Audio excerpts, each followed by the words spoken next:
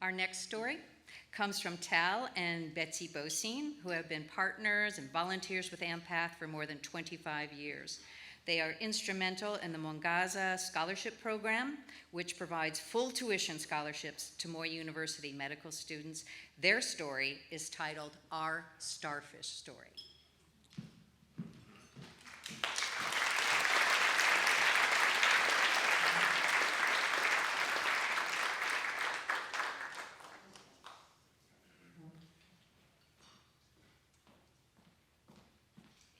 In this case, it's not ladies first.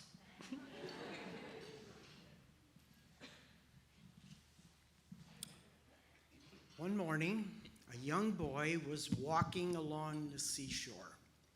And as he walked, he encountered hundreds of stranded starfish. And as he walked, he would reach down, pick up a starfish, and throw it back into the sea. Coming in the opposite direction was an old man. The old man observed the boy. As he got close to the boy, he said, "Son, you know, this is a hopeless situation. There is no way you can make a difference."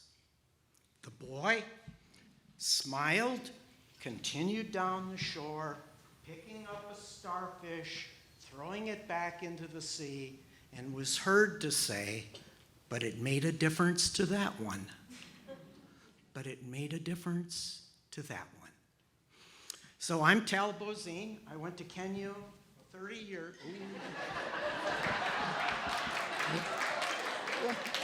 30 years ago this month with Bob Einturst. At the time, I was directing the medical sciences program in Bloomington, and I was interested in exploring, and we did develop an exchange program in the basic sciences for Moi University scientists and those in the Bloomington program. I came back, and in 1997, Betsy and I went back to Kenya with our youngest daughter for just a brief visit. This was her first exposure, and she got a taste for life in Eldoret. And then in 2000, we returned, and in 2000, the landscape changed, and we forever changed. So I get to tell you the fun part.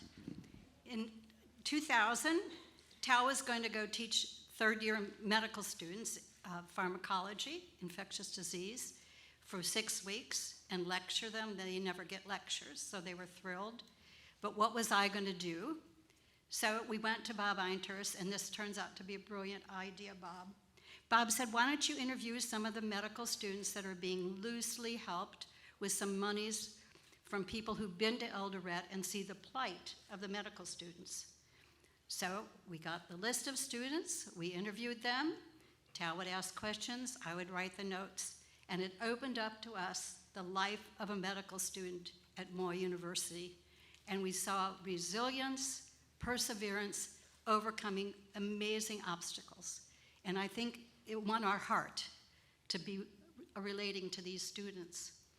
So after that, in early December, still part of our 6 weeks, we went to an awards ceremony where they gave out monetary awards to the students who'd done this or that. And we're sitting there, and we witness 12 students, 2 from each of the grades, get a full scholarship. Now, full scholarships mean a lot here, but it's magnified in Kenya, because if you don't have the money to pay your tuition, you don't take exams. And if you don't take exams, you have to rewind the whole academic year, putting you further into the hole.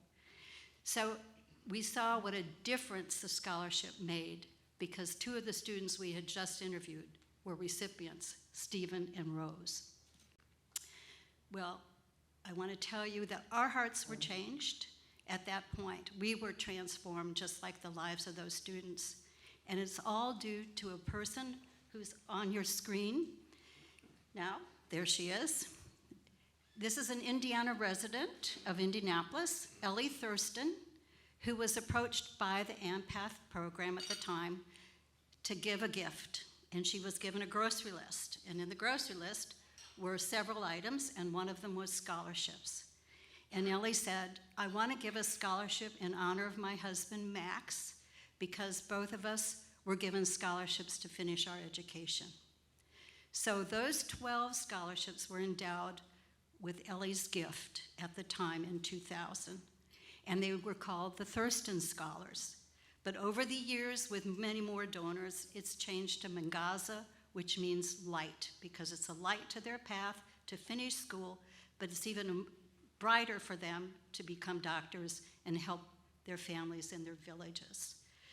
So a little bit later, we've done work since then because Bob asked us to help us coordinate it. So Tal and I are coordinators, but basically we're cheerleaders because we go to Kenya every year and we cheer on the committees that work there, and we also get to interact with as many students as we can invite.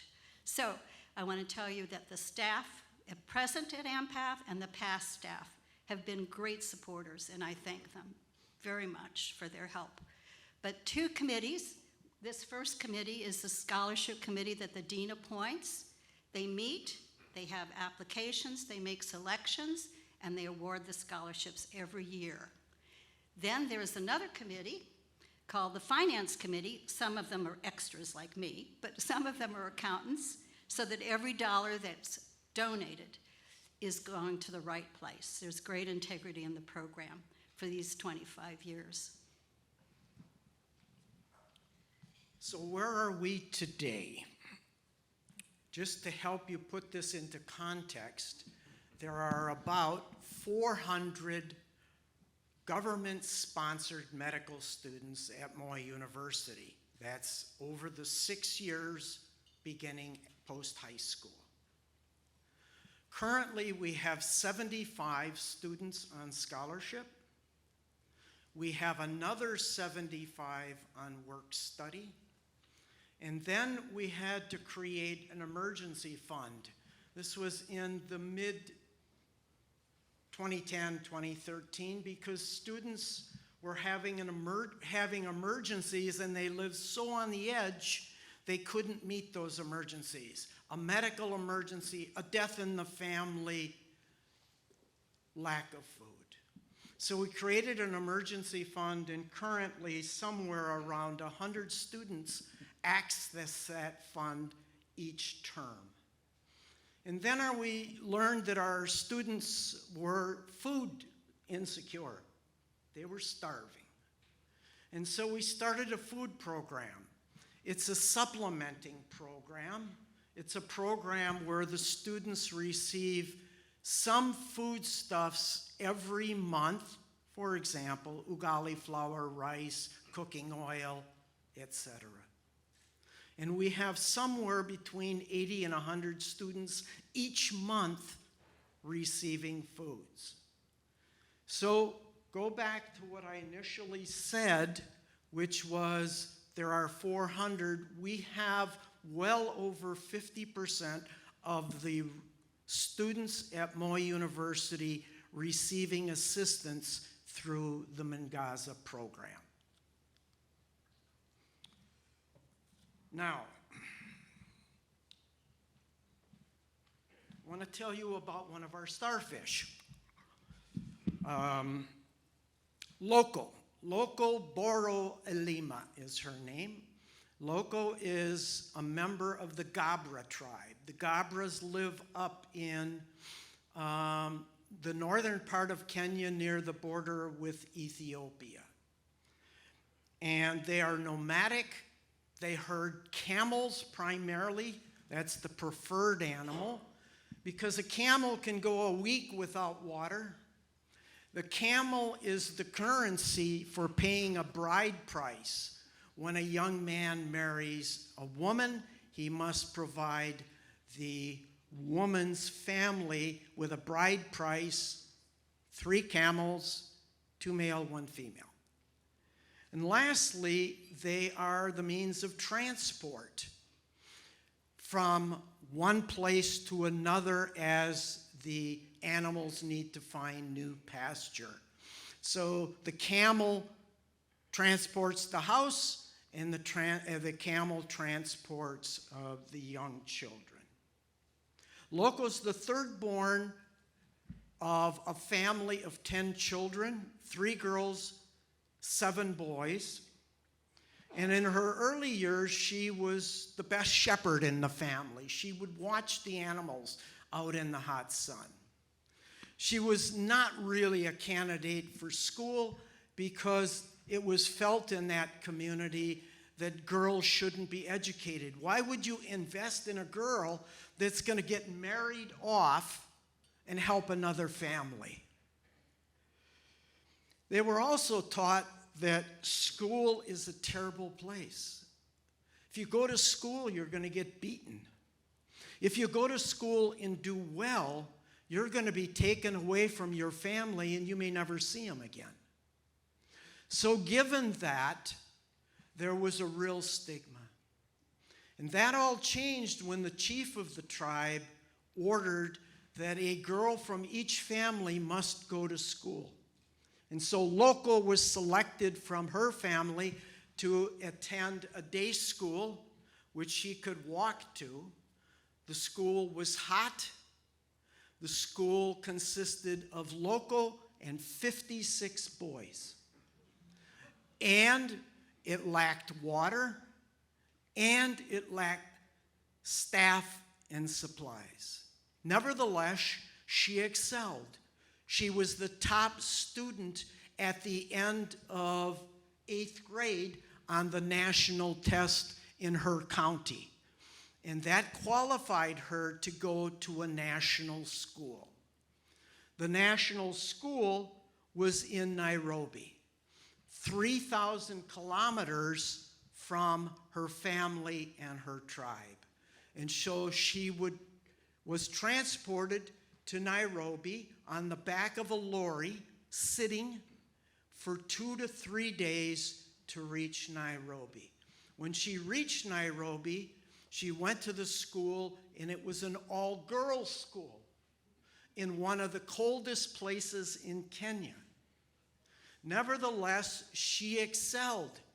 She did so well, she was able to score high on the national exam at the end of high school and get admitted to Moi University, School of Medicine in Eldoret. So she comes to Eldoret, but she doesn't have support financially to clear the fees and to survive. She applies for a scholarship. She was awarded a scholarship, and the scholarship allowed her to reach her potential. She graduated. She then did an internship and is now married with 2 children and is a physician in Marsabit County Hospital.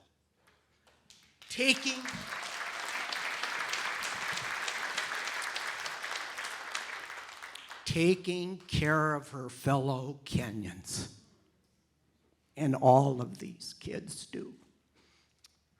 So, what have we learned? Here's what we've learned. We've learned that this program has had a huge effect on Kenyan medical students at Moi University. And we've seen it, we've witnessed it, and we testify to that.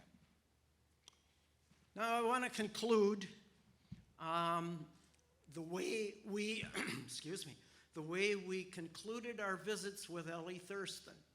Every time we would take Kenyan medical students to visit Ellie, first in her home, then in her condo, then in her retirement community, and any Kenyan that was related to Mangaza work-study saw Ellie. And we would take them to the house, and our parting words when we left Ellie's house after these special visits, I want to say to you, and that is, as we end our time here sharing, these are the words we shared with Ellie. Ellie, look at what you started.